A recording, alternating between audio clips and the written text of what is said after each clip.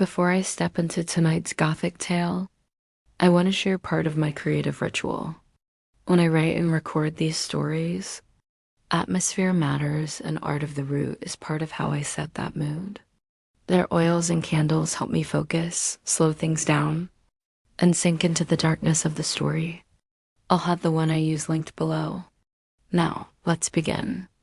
Angels don't sing anymore, and the first time I realized that, I was standing in the back of a small stone church that smelled like old incense and damp wood, watching an entire congregation drop to their knees at the exact same moment, not because the priest told them to, but because something had appeared above the altar, something tall and pale and impossibly still, suspended just below the cracked ceiling fresco of heaven, with wings folded tight like they were never meant to open again.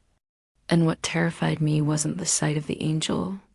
It was the silence, because every painting, every hymn, every story I'd ever been told said angels announced themselves with song, with trumpets, with glory, but this one made no sound at all. It didn't glow. It didn't move. It didn't even look holy. It just watched, eyes unblinking, as if the people below were objects laid out for inspection.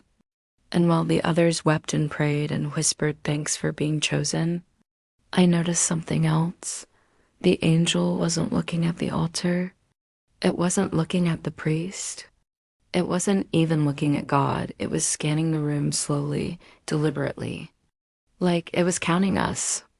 And later, when I started researching old texts and forbidden footnotes buried beneath centuries of scripture, I learned that angels used to sing only when something was completed, when creation was finished, when judgment was passed, and that the silence came afterward, when questions started being asked in heaven that no one was allowed to answer, because silence isn't reverence, it's obedience.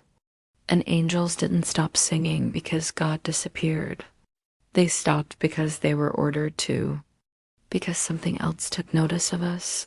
Something that didn't want witnesses, only records. And now they appear only where faith is strongest. Not to bless, not to protect, but to observe, to document how long we kneel, how deeply we believe, how willingly we surrender ourselves to something that refuses to speak back.